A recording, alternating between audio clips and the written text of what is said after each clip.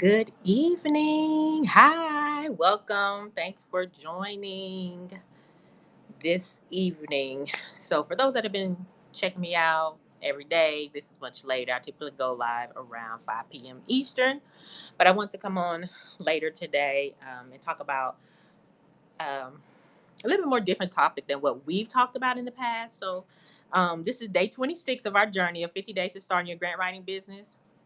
So we're a little over halfway there. Thank you all for joining.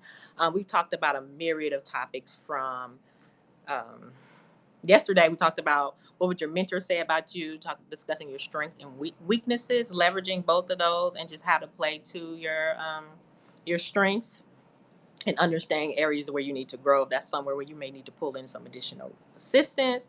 Day 24, we talked about when you get referrals, paying attention to red flags and what those look like. I talked about on day 23 how to quit a client, gave tips and resources around that.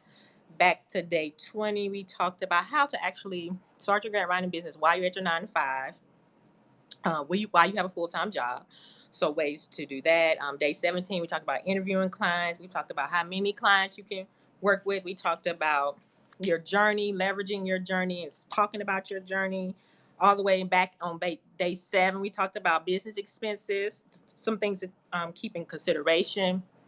And then we also talked about pricing your services hourly versus project fees. So we talked about a myriad of topics, just different things that I kind of just was figuring out when I started my grant writing business 5 years ago. So I've been doing this 5 years, just sharing tips, tools, and resources um, to help you start your grant writing business while you're at your 9 to 5. Again, we're 50 days to start your grant writing business. This is day 26. So thanks so much for joining. So as you can see from the topic, I just simply put really, really frustrating.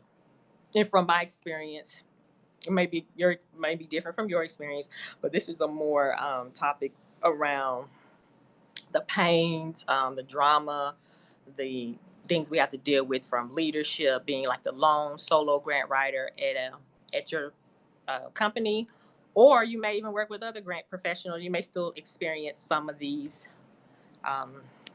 some of these things. So I really wanted to impress upon those that are thinking about consulting or doing it on the side. It may or may not be a fit for you, but if you are interested, these are just some pain points that may propel you into getting into it. So, one of the first things that I wrote down is just to go where you're appreciated. You may turn in a lot of grant applications. You may have a lot on your plate, and you feel like whatever you turn in, the writing that you do is just never good enough. You may feel like they're nitpicking your work when you did specifically what they asked. You asked questions and you just regurgitated that information, and there you may have asked questions and they never got back to you with the information, so you just kind of made up materials to fill in those gaps because you had deadlines, and then you got a lot of feedback or complaints, or this wasn't right, or this should have been done differently. So those are just some things that you may have been experienced working as a grant writer at your organization. You may have to sit in like 50, 11 meetings all day, every day during business hours. And then at the end of the day, after hours, you have to spend that time doing your work, writing, researching, putting together proposals so that they can be reviewed before they go out. So all your time at work is spent in meetings. Then you decide to use your time more wisely and skip meetings that just aren't pertinent to what you need to do to get done, so that you can make these deadlines. And then you're critiqued for not being in meetings. So these are just some things you may have faced or experienced.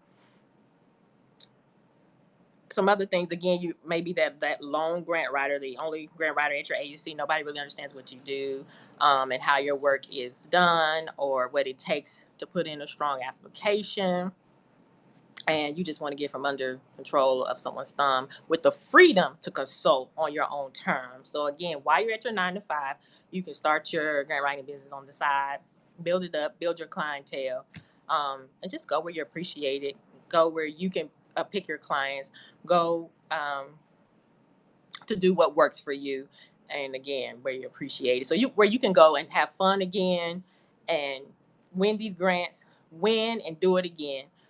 get the great feedback. Again, go where you're appreciated. I can't share that too much. Go where you're appreciated, where your work would be appreciated, where you would be valued. And some of you may have never experienced these things, but these are some things like just talking with other grant professionals. I was talking some of the things that I've gone through, and they shared their stories. I was like, oh my gosh, I'm not the only one. So these are just some of the woes of being in the industry that you may have faced. And then you don't want to be discouraged. You don't want to just leave or walk away. Again, if it's something that you really are passionate about, I would say really look into consulting on the side.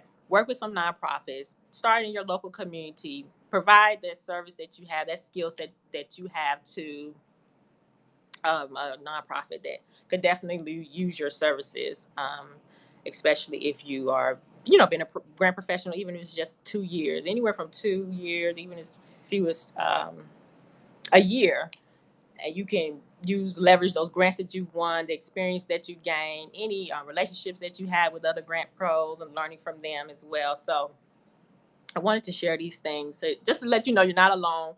You can go after it and you can do it again while you're at your 9 to 5, not having to stress yourself out. If you're not making any money, if you're not getting the clients that you want.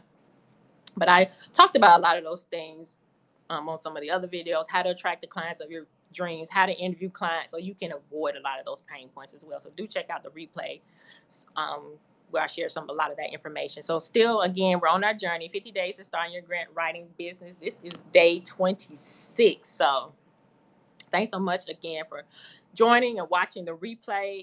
Tomorrow will be day 27, and I'll share that topic to those that are on the email list. So you can sign up at junefirstfirm.com, and that link is in my bio. So check it out.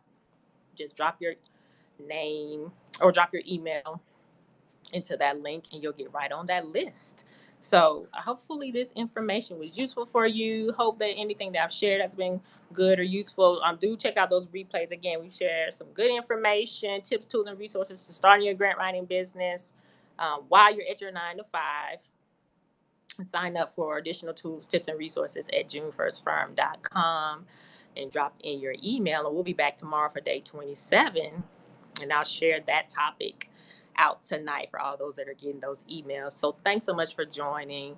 Thanks for those that are watching the replay. And I'll talk to you tomorrow. Bye-bye.